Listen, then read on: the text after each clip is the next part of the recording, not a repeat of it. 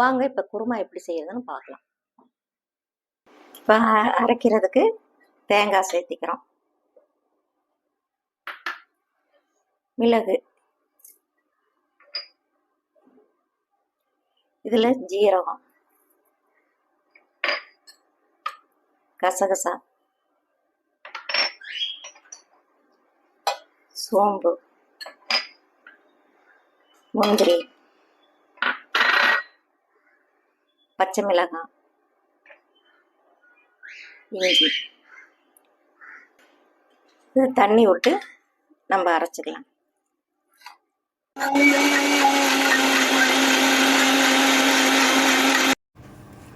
இப்போ வேக வச்ச உருளைக்கிழங்க இந்த ஸ்போக் இருக்குல்ல, இதில் வச்சு இப்படி லைட்டாக, எதுக்காக இந்த மாதிரி குத்துறோம் அப்படின்னா, நம்ம தாளிச்சிட்டு மசாலாம் இருக்குல்ல, அந்த மசாலா உப்பு காரம் இதெல்லாம் அந்த இப்படி குத்துரும்போது அந்த ஓட்டைக்குள்ளே அந்த மசாலாம் போகும். அப்போ இதுலேயும் நல்ல உப்பு காரம் பிடிக்கும்.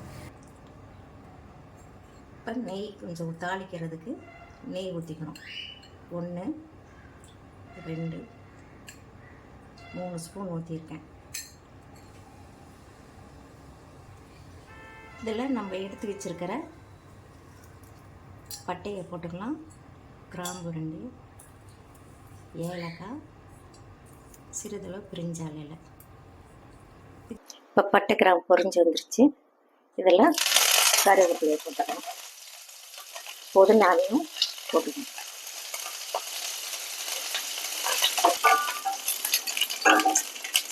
இப்போ நம்ம அரைச்சி வச்சுருக்கிற மசாலாவை இதில் ஊற்றிக்கணும்.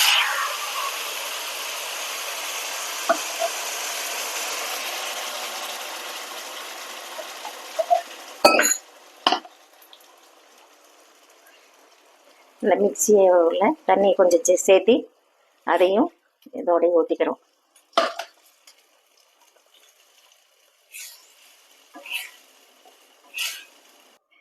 ராக் சால்ட் இருக்கு இல்லையா, நம்ம தேவையான அளவு உப்பு சேர்த்திக்கலாம்.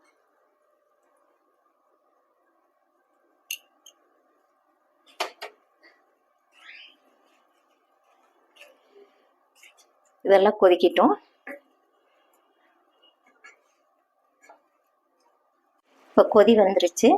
இப்போ இந்த உருளைக்கிழங்க இந்த மாதிரி சேர்த்திக்கலாம். அது ஒரு கொதி வர்ற வரைக்கும் வெந்தாதான் இந்த பொட்டேட்டோவில் உப்பு காரமெல்லாம் நமக்கு பிடிச்சிருக்கும். இப்போ பாருங்கள், இந்த கெட்டிப்பாக வந்துருச்சு. இந்த ஸ்டேஜில் வந்து நம்ம பால் சேர்த்திக்கலாம்.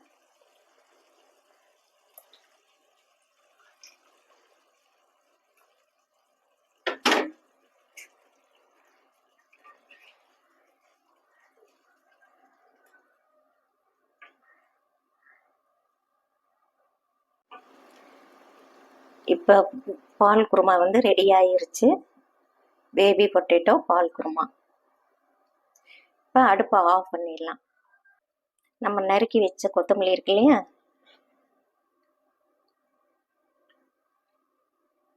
இப்போ நமக்கு குருமா ரெடி ஆயிருச்சு.